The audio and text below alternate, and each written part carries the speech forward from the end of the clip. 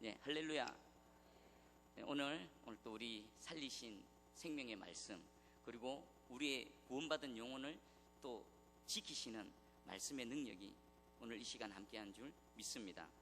네, 지난 시간에 우리 성도의 가장 강력한 무기가 뭐라고 그랬습니까?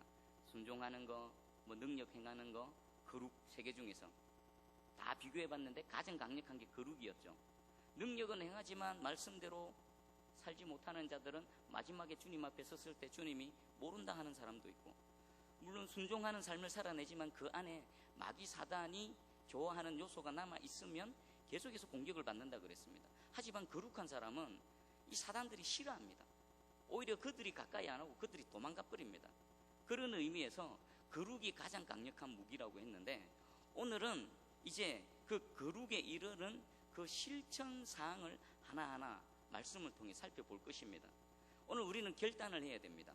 이 말씀을 그냥 지식적으로 그냥 그동안 읽어왔던 그냥 그 지식의 말씀으로 받는 것이 아니라, 단 한 말씀이라도 주님 말씀이신 예수 그리스도께서 육신이 되어서 이 땅에 오셨던 것처럼 이 내게 선포되어진 이 말씀이 우리 심령 가운데 박혀져서 우리의 존재 자체가 말씀의 성육신으로 살아내기를 주님의 이름으로 축복합니다. 우리 주님은 이것을 위해 우리를 위해 간절히 기도하셨습니다. 요한복음 17장을 한번 제가 가보겠습니다. 요한복음 17장에 보면은 예수님께서 이제 제자들을 떠나서 또 부활하시고 이제 하늘로 가시기 전에 마지막으로 그 제자들을 통해서 예수 그리스도를 믿게 되어질 모든 믿음의 사람들을 위해서 기도하는 내용이 나옵니다. 그 중에 일부분입니다. 15절에서 17절입니다. 요한복음 17장 15절에서 17절. 내가 비옵는 것은 그들을 세상에서 데려가시기를 위함이 아니요 다만 악에 빠지지 않게 보존하시기를 위함이니이다. 내가 세상에 속하지 아니함 같이 그들도 세상에 속하지 아니하였사옵나이다. 그들을 진리로 거룩하게 하옵소서. 아버지의 말씀은 진리니이다. 지금 15절에서 17절까지 예수님은 제자들과 그리고 저와 여러분들을 위해서 두 가지를 간절히 기도했습니다. 뭐냐면 첫 번째는 다만 악에 빠지지 않게 보존하시기를 위함. 그럼 주님이 제자들과 믿는 사람들을 위해서 악에 빠지지 않게 그들을 지켜주세요라고 기도했다라는 것은 저와 여러분들은 악에 빠질 수 있다는 말입니까? 없다는 말입니까? 충분히 있다는 말이죠.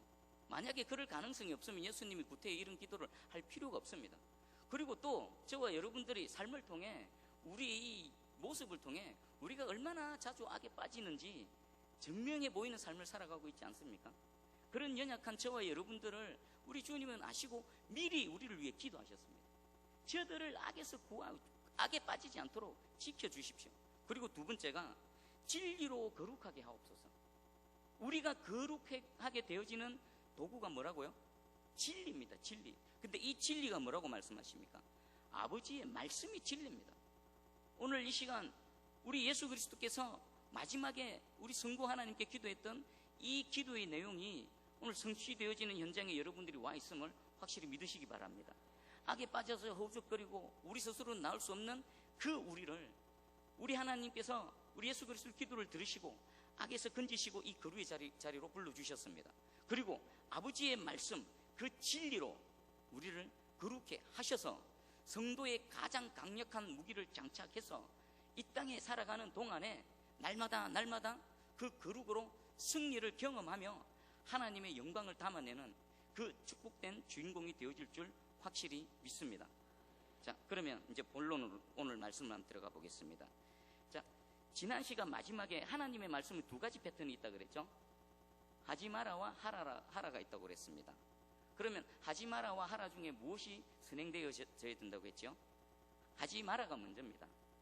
하지 마라는 것을 하게 되어지면은 그것은 죄가 되어지고, 그 죄가 있는 그곳에서는 하나님께서 하라는 하라를 행해낼 수 있는 힘과 능력이 없다라는 겁니다. 맞죠? 먼저는 하지 마라 하는 것을 안 해야 됩니다. 근데 하나님께서 하지 마라 하는 것을 안 하려고 그러려면은 우리가 가만히 있으면은 그냥 그것이 이루어질까요? 우리는 가만 냅둬버리면은 하나님께서 하지 마라 하는 것을 합니다. 그냥 그것을 그냥 더 하기 쉽고 하려는 경향이 있고 그렇습니다. 그래서 하나님 우리는 먼저 하지 마라를 먼저 말씀하십니다. 그 하지 마라를 하기 위해서는 저와 여러분들이 말씀 앞에 깨어 있어야 됩니다. 내가 지금 생각하는 거, 내가 선택하는 거, 내가 지금 걸어가는 이 걸음이 하나님께서 하지 말라 하는 그것인가? 먼저 깨어서 말씀 앞에 내 자신을 돌아봐야 됩니다. 그리고 그것이 하나님께서 하지 말라 하는 그것이면 어떻게 해야 됩니까? 싸워야 됩니다. 우리는 가만 안 냅둬버리면 하지 말라는 것을 하려고 합니다. 내 안에 여전히 죄악된 본성이 남아있고 외부에서 악한 마귀 사단의 유혹과 공격 또 핍박 이런 것들이 끊임없이 하나님의 하지 말라 하는 것을 어기게 만들고 있다는 겁니다. 그 하지 말라를 이루어내기 위해서는 먼저 깨달아 알고 두 눈 부릅뜨고 내 내면을 들여다보고 만약 그런 요소가 있다면 두 주먹 불끈 쥐고 피 흘리기까지 싸워야 될 줄 믿습니다. 오늘 먼저 결단하십시오.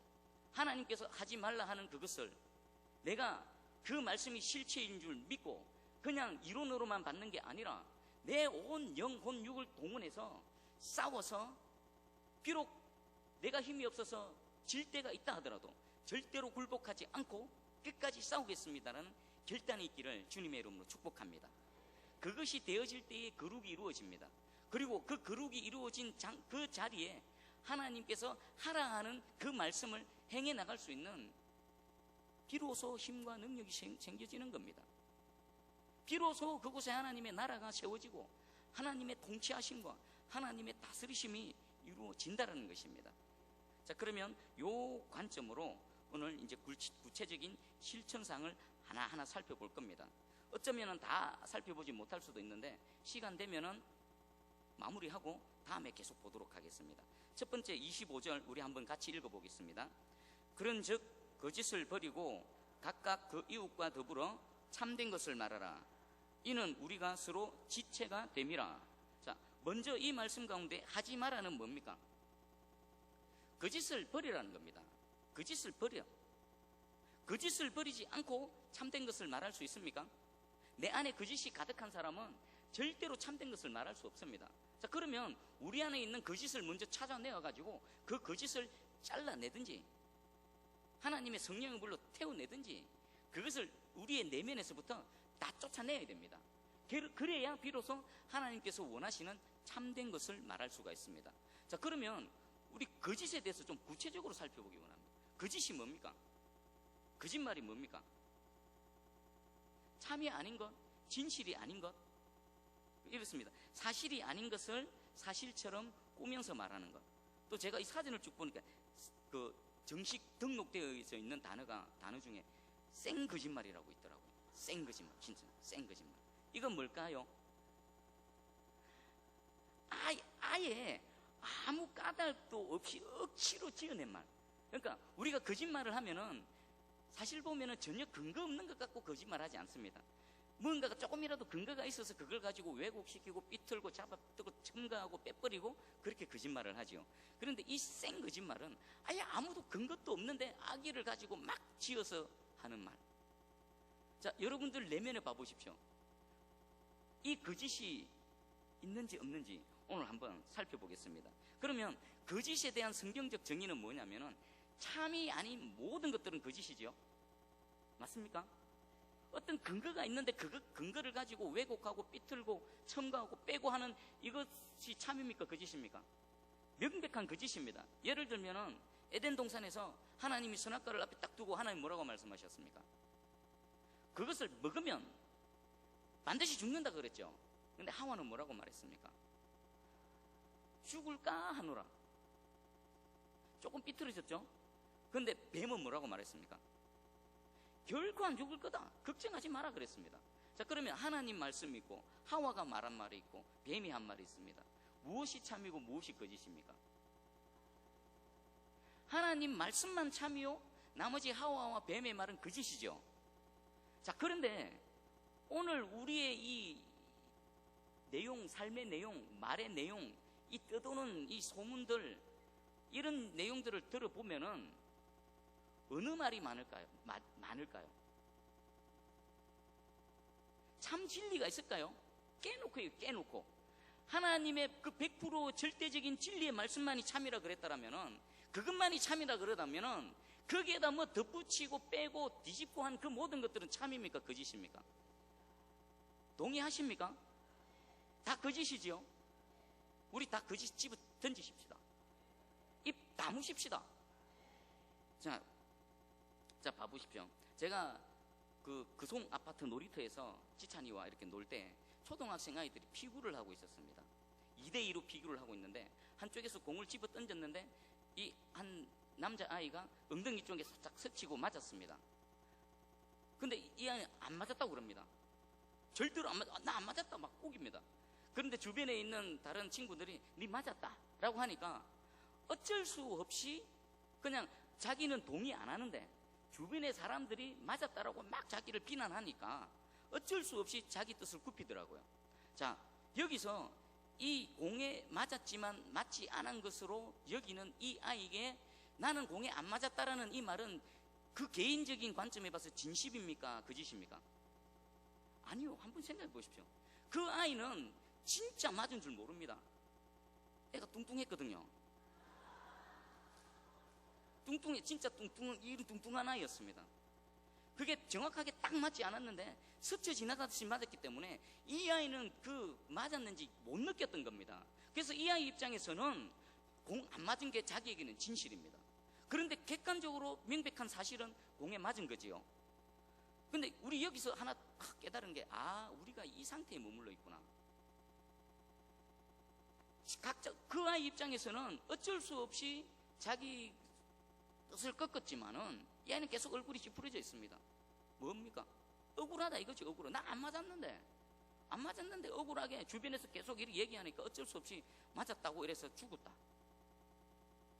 저와 여러분도 혹시 그래 하고 있지 않습니까? 우리가 이 상태에 머물러 있지 않습니까? 나는 진짜 진심으로 억울합니다. 내가 하는 말은 진심으로 참인 것 같습니다.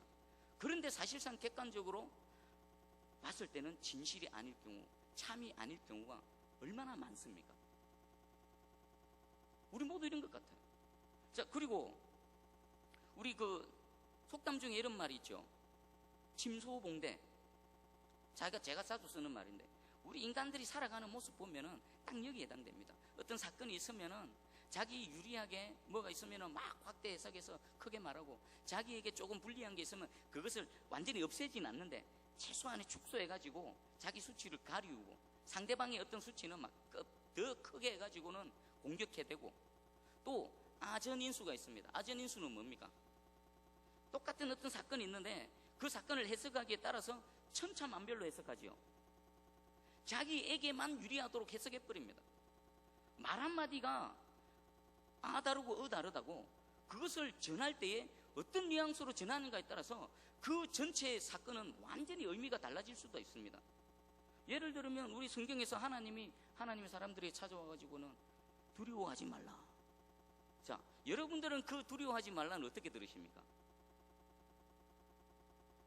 두려워하지 말라 이렇게 들으십니까? 저는 안으시면서 두려워하지 말라. 사람에 따라 다 다릅니다. 내가 만난 하나님이 어떠냐에 따라 가지고 그 똑같은 표현인데도 문자로 기록해 넣었기 때문에 그게 다 다르게 해석되어지고 다르게 들려진다는 것입니다.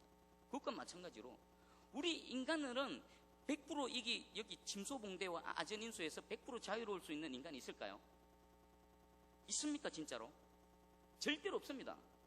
팔이 안으로 굽는 인간은 절대로 내가 100% 옳다라고 끝까지 자기 주장할 자격이 아예 애시당초 없는 겁니다. 그러니까 이 살집이 많아서 공에 맞았는데도 자기는 안 맞은 줄 아는 이 아이가 주변에서 누군가가 네 맞았다라고 얘기해보면 자기는 진심으로 안 맞았다고 여기지만은 한번 되돌아보는 겁니다. 나도 맞을 수도 있겠구나. 어쩌면 우리는 그 뚱뚱한 아이보다도 못하고 끝까지 우기고 있지는 않습니까? 끝까지 아준인수하고 있고 끝까지 침소봉대하고 있고 아니 땡 굴뚝에 연기 날까라는 속담이 있는데 그건 완전히 틀린 속담입니다. 제가 가만히 보니까 아니 땡 굴뚝에도 얼마든지 연기 나더라고요. 이런 쌩 거짓말 100%는 없습니다. 참 진리는 여호와 하나님 한 분밖에 없습니다. 우리는 전부 상대적입니다. 99.9%가 있고 50%는 있을 수 있어도 100%는 없습니다. 우리가 0.1%라도 뭔가 모자란다 그러면은 하나님 입장에서는 참이 아닙니다. 맞죠? 끝까지 나는 100% 옳다라고 주장한다는 것은 그 자체가 모순이며 그 자체가 거짓입니다. 나도 틀릴 수 있습니다. 얼마든지 틀릴 수 있습니다. 진심으로 나는 이렇게 생각하는데 그것 자체도 나의 인식의 한계, 나의 영적인 둔감함, 이런 것 때문에 제대로 파악하지 못할 경우가 대부분일 겁니다. 겸손하십시다. 겸손하십시다. 나도 얼마든지 틀릴 수 있습니다. 누구라도 인간은 예외가 아닙니다. 어떤 의견이 충돌되실 때는 서로 입장을 바꿔놓고, 혹시 내가 좀 안 된다 하더라도 수긍하고, 또 여러 사람의 얘기에 귀를 기울이고, 그것들을 종합해서 100%는 아니지만 80에서 90%를 계속 찾아나가는 그 과정 가운데에 저와 여러분들이 있기를 주님의 이름으로 축복합니다. 자, 이런 것들을 행해 나갈 때에 우리는 각각 이웃과 더불어 비로소 참된 것을 말할 수가 있습니다. 그리고 하나님이 서로에게 이 거짓을 버리고 참될 것을 말하라는 명백한 이유를 우리에게 말씀해 주셨는데, 그 이유가 뭐냐면은 이는 우리가 서로 지체가 됨이라. 지금 이 말씀은 사도 바울이 누구에게 하는 말입니까? 에베소 교인들에게 말합니다. 저 바깥에 있는 예수 그리스도 알지 못하는 그냥 세상 사람들을 향해 나가서 막 노방전도 하면서 거기 마이크 대고는 여러분들 모든 거짓을 버리시고 참된 것을 말하셔야 됩니다, 이게 아니라 예수 그리스도를 믿는 믿음으로 한 주인 되시고 한 머리 되시는 예수 그리스도의 몸된 지체들에게 지금 얘기하고 있는 것입니다. 그러면 이 지체들에게 우리가 거짓을 행하면은 그 결과는 어떻게 되어질까요? 누군가는 억울한 일을 당하고, 누군가는 손해보게 되고, 누군가는 눈물을 흘리게 되어진다는 것입니다. 지금 사도 바울은 이것을 교회론으로까지 확장시키고 있습니다. 교회가 무엇이 교회입니까? 건물이 교회입니까? 막 수십억 수백억 들여가지고 뭐 화려하게 세우는 건물이 교회입니까? 그건 아무것도 아닙니다. 여러분이 교회입니다. 예수 믿는 여러분이 교회요. 함께 모여서 공동체인 이 공동체가 교회입니다. 건물은 뭡니까? 편안하게 그냥 하나님께 예배 드릴 수 있는 그 어떤 편의시설일 뿐입니다. 여러분이 교회입니다. 우리의 머리 누구시라고요? 예수 그리스도십니다. 분명히 지금 우리 서로는 예수 그리스도의 지체라고 말하고 있습니다. 여러분들 다 예수님의 손이요, 발이요, 입이요, 눈이요, 코요, 그리고 보이지 않는 내장의 내부에 있는 장기들이요, 어떤 하나도 필요 없는 존재는 없다라는 겁니다. 서로 귀히 여기고 서로 필요를 채워주고 섬겨야 되는 그런 존재들인데, 이 속에 거짓이 있으면 어떻게 된다고요? 지체들 간에 서로 다툼과 분쟁이 일어날 뿐만 아니라 누군가는 억울하게 누명을 쓰게 되어지고, 누군가는 상처를 받게 되어지고, 오늘 이런 일들이 우리 가운데 일어나고 있지 않습니까? 하나님은 그것을 볼 때 탄식을 하고 계십니다. 예수 그리스도께서 피눈물을 흘리고 계십니다. 아니, 이건 이렇습니다. 같은 지체임에도 불구하고 서로 거짓으로 공격하고 핍박하고 이런다면은 내 이 손이 발가락이 마음에 좀 때가 묻고 더럽고 냄새 난다고 해서 발가락이 마음에 안 든다고 해서 망치로 막 두드리는 것과 마찬가지입니다. 아, 귀가 좀 못생겼네, 뭐. 귀 욕을 확 잘라내버릴까, 뭐. 이런 거. 이거 얼마나 어리석은 짓입니까? 우리 모든 거짓을 던져버리십시다. 그리고 주님의 참된 말씀 안에, 말씀으로 우리를 비춰봐가지고 우리가 틀려진 게 있으면 말씀에다 계속 갖다 붙여야 됩니다. 그것만이 우리가 안전하고, 그것만이 하나님께서 원하시는 그 모습대로 존재할 수가 있는 것입니다. 먼저 생각이 될 것은, 얼마든지 나도 틀릴 수 있다. 인간으로서는 100%는 없다. 겸손히 하나님의 말씀 받으시기를 주님의 이름으로 축복합니다. 자, 그 다음에 두 번째입니다. 26절에 분을 내어도 죄를 짓지 말며 해가 지도록 분을 품지 말고, 또 27절 마귀에게 틈을 주지 말라. 요것은 하나만 있습니다. 하지 말라라만 있습니다. 분을 내지 말라 그러죠. 근데 분을 내어도 죄를 짓지 말라라는 말씀이 있는데, 분하고 죄하고 그러면 관계가 있다는 말입니까, 없다는 말입니까?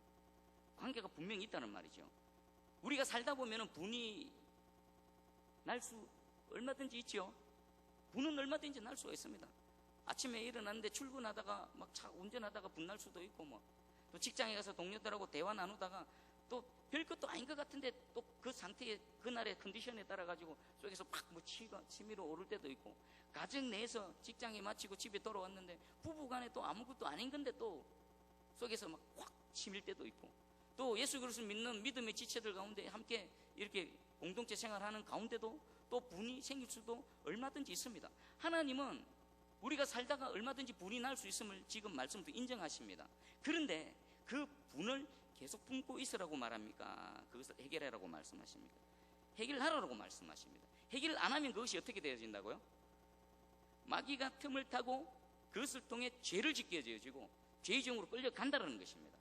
자, 이 말씀을 여러분 개인에게 한번 적용시켜 보십시오. 지금 막 누구 분하니까 누가 떠올라가지고 갑자기 막 두중목이 불끈 지지십니까? 그러면 오늘 이 시간 이 자리에서 해결하셔야 됩니다. 그거 계속 품고 있으면은 사단이 그 빈틈을 노리고 있다가 반드시 그곳으로 틈타서 죄를 짓게 한다는 것입니다. 하나님은 진리로 우리에게 말씀해 주십니다. 어떻게 해야 된다고요? 그 분을 해결해야 됩니다. 어떻게 하든 해결해야 됩니다. 하나님 앞에 하나님 좀 그 주의 마음을 주시고, 그 사랑의 마음 주시고, 나에게는 없는 용서의 마음 주시고, 용납의 마음 주셔서 이 분을 하나님의 사랑으로 덮어주시옵소서. 그래야만 우리가 죄를 안 지을 수 있습니다. 우리 가인을 한번 볼까요? 가인은 창세기 4장에 보니까 그 자기 재물을 안 받으신다고 해가지고 몹시 분해서 안색이 변했습니다.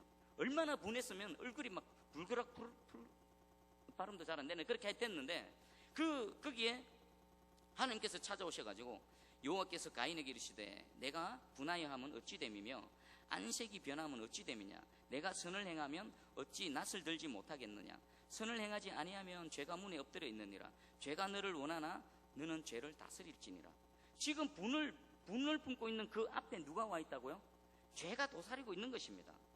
근데 하나님은 그것을 어떻게 하라고요? 죄를 다스려야 되는데 죄를 다스리는 방법을 여기서 말씀하십니다. 오히려 선을 행해버리라고 말씀하십니다. 그 분을 뛰어넘고 이길 수 있는 방법은 하나님이 기뻐하시는 선을 의지적으로 의도적으로 이 본성을 꺾으면서, 약한 본성을 꺾으면서 하나님의 선을 행해버리는 겁니다. 그러면 이 분의 문제가 해결되어진다라고 하나님 말씀하십니다. 오늘 이 말씀이 내 심령 가운데 새겨지고 그냥 듣고 흘리는 것이 아니라 삶을 통해 구체적으로 적용되어지는 이 은혜가 있기를 주님의 이름으로 축복합니다. 그리고 여러분들이 또 분을 잘못 다스리면은요, 하나님께서 여러분들에게 주셨던 좋은 것들을 다 잃어버릴 수도 있습니다. 영적으로 육적으로 하나님께서 여러분들을 위해 부어주셨던 이 모든 것들을 잃어버릴 수도 있습니다. 대표적인 예가 바로 사울왕입니다.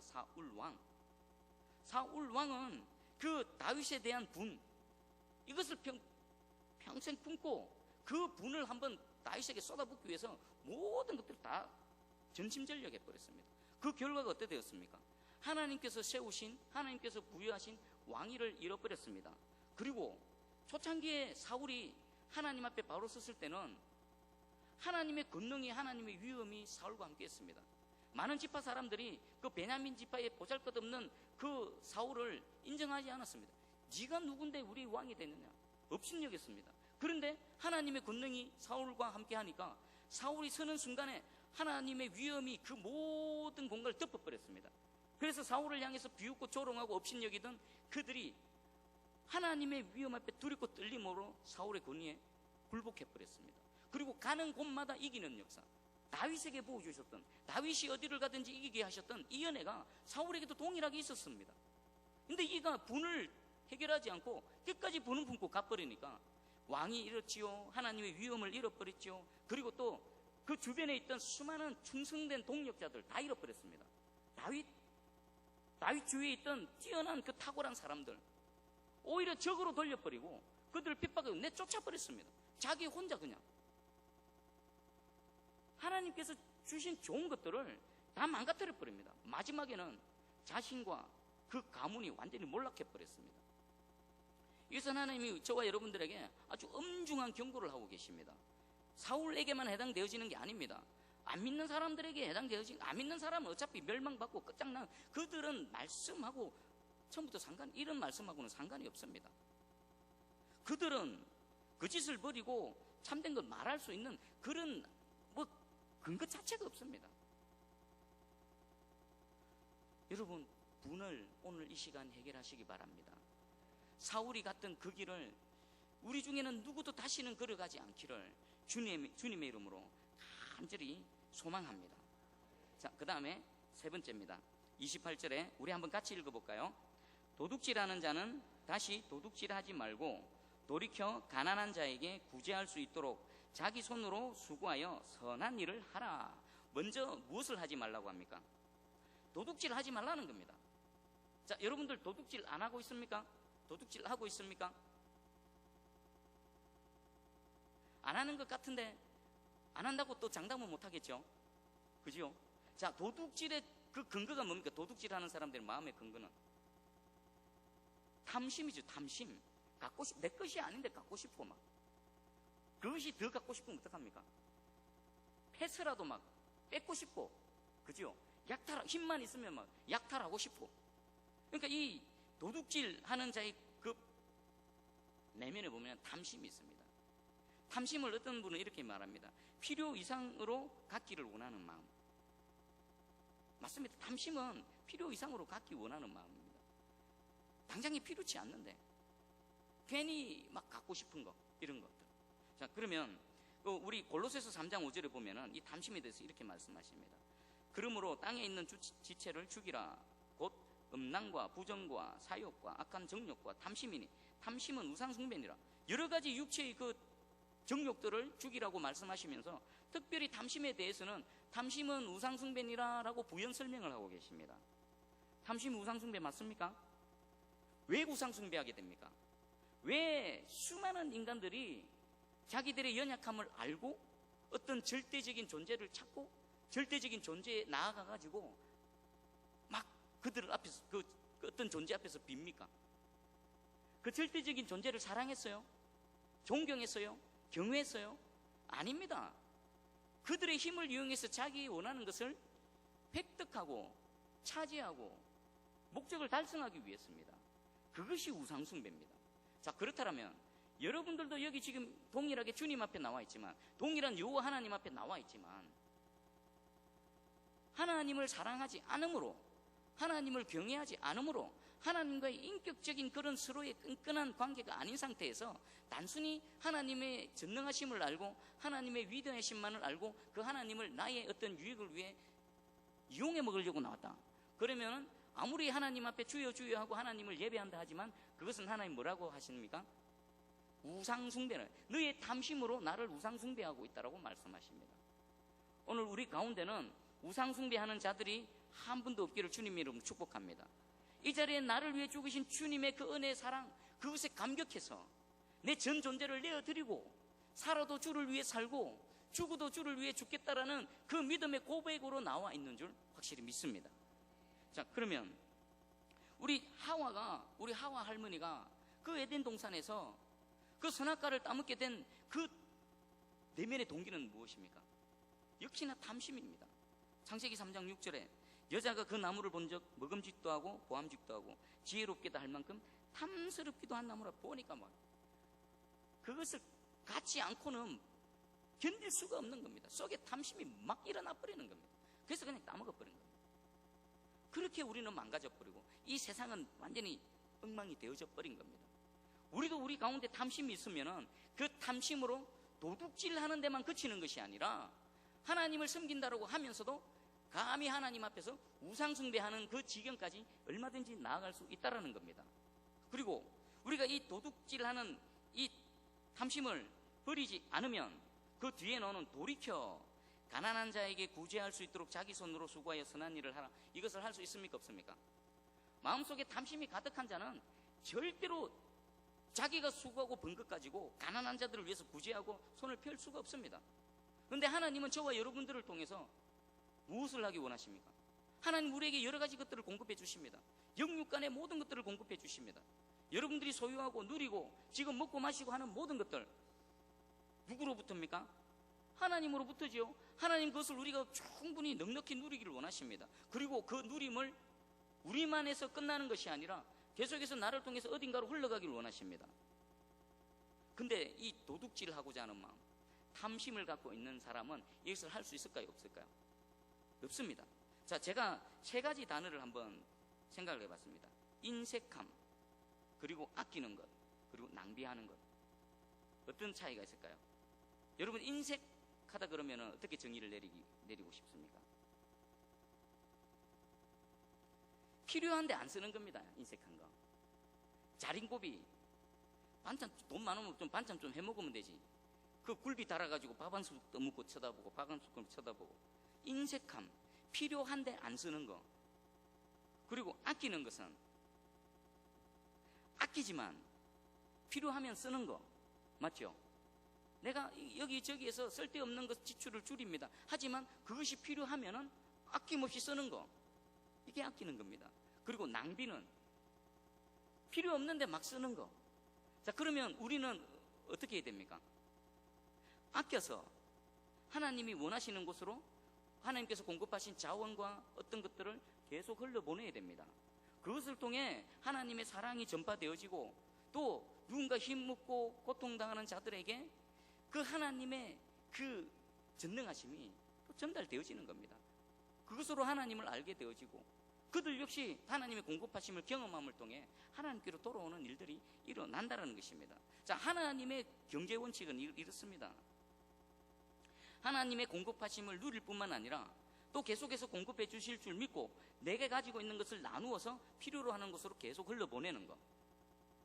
자, 우리 새벽기도 시간에 신명기를 지금 계속 보고 있는데 한 두 가지만 소개해 드릴게요.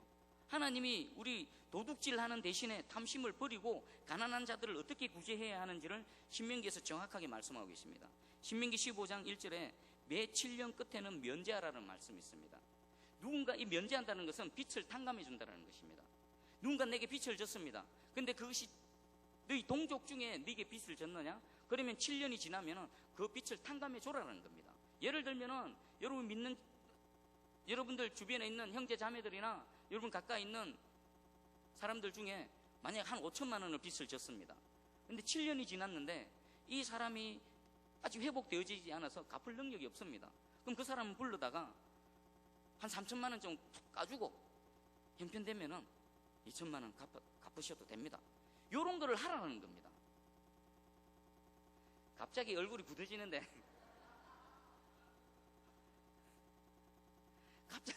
갑자기 막 딱딱하게 굳어져 버렸습니다. 더 이상 말씀을 전해야 되네. 하나님이 진짜 이걸 원하십니다. 자, 누가복음 16장에 보면요, 그 옳지 않은 증기, 불의한 증기기 비유가 있지 않습니까? 이 사람이 그 주인의 재물을 막 낭비한다는 소식을 듣고 주인이 와가지고 살펴보니까 진짜 낭비를 했습니다. 그래서 네 이제 그 직분 내려놔라 쫓아내버립니다.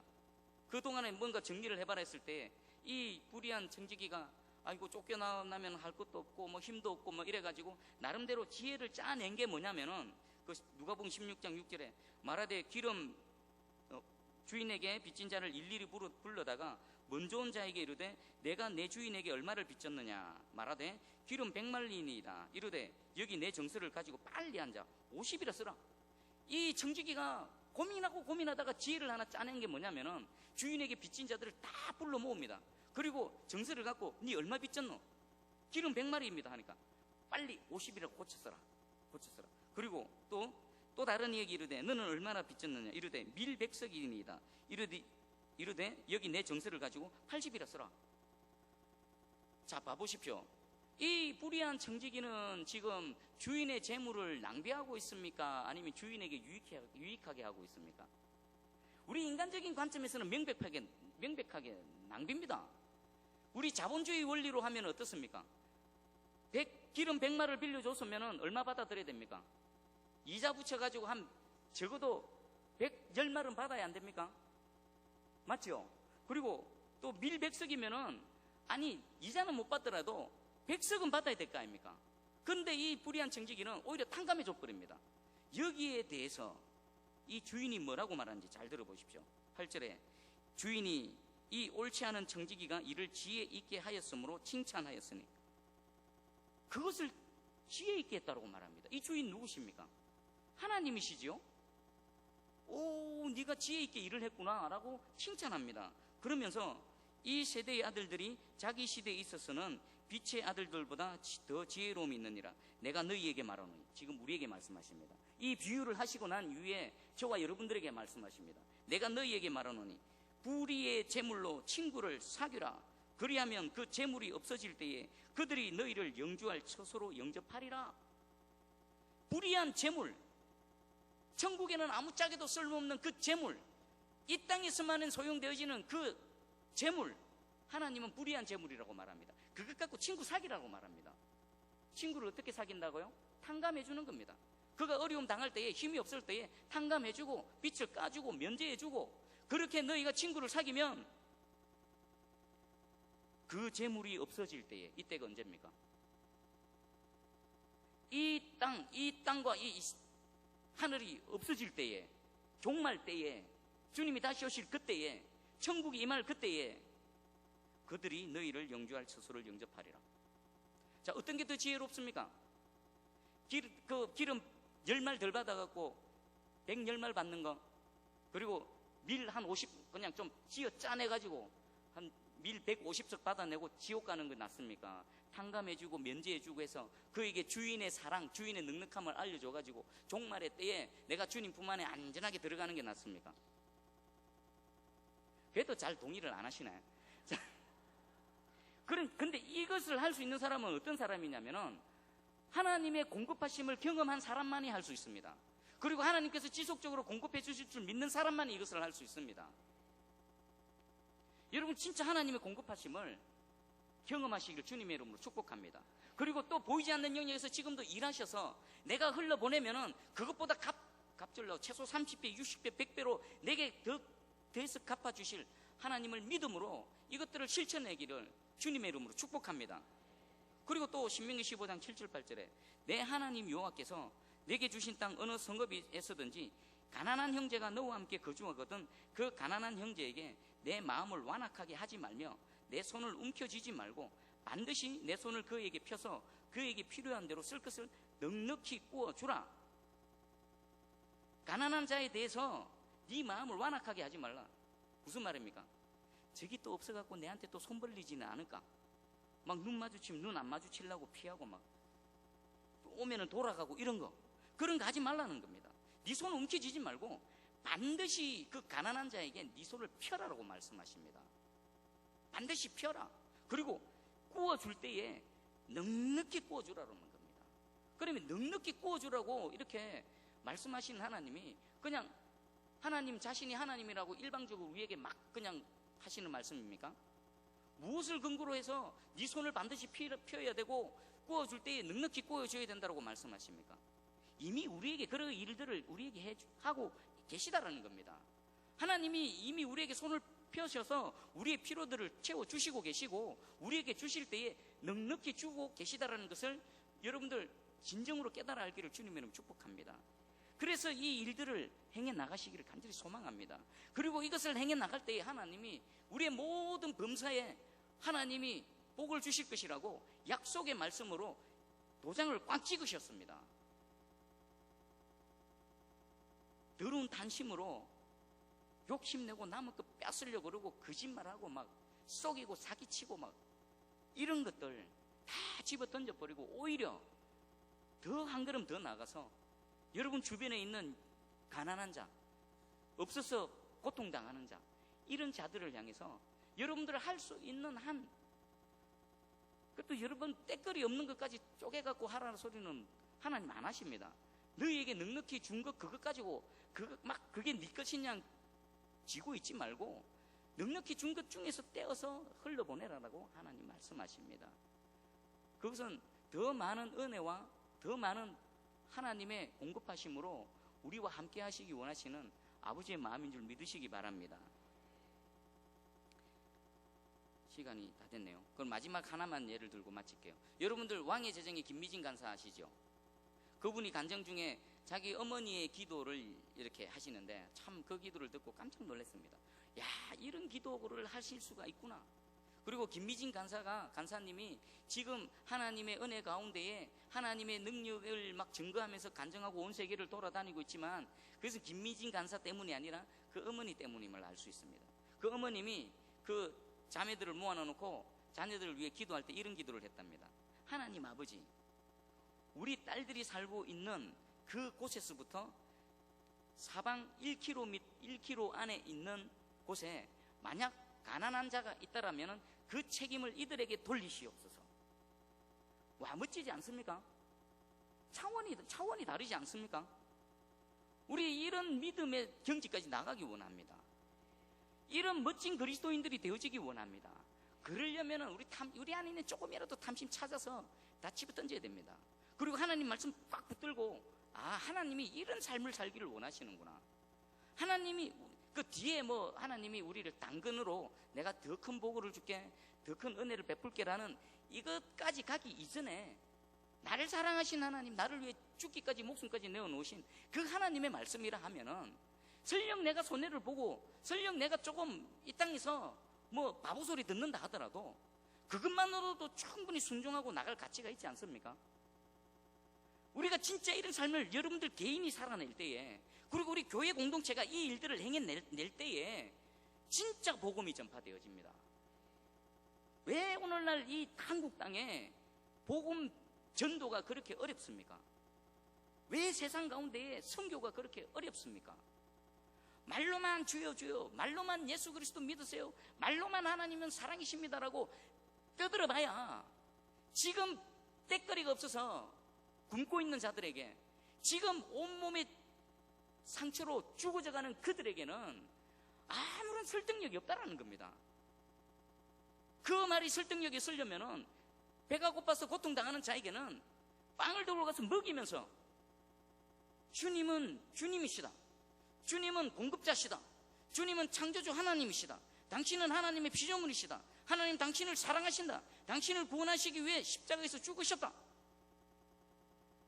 병들어서 어디에도 도움받지 못하는 그들에게 우리가 지갑을 열고 그들을 치유해주고 그들의 아픈 곳을 쓰다듬어 주면서 주의 복음을 전해야 그게 설득력이 있고 능력이 있는 것입니다. 할렐루야. 우리가 먼저 그 은혜를 입었습니다. 100년 전에, 아니 5, 60년 전만 해도 때거리 없던 대한민국에 그 선교사님들이 빵 들고 병원 짓고 학교 짓고 그리고 동시에 함께 복음을 전했습니다. 그 선조들이 그들의 사랑을 입고 예수 그리스도, 그들의 모습을 통해 예수 그리스도를 보고 이 땅에 선교의 피를 흘려가면서까지 믿음을 우리에게 전해줬던 것입니다.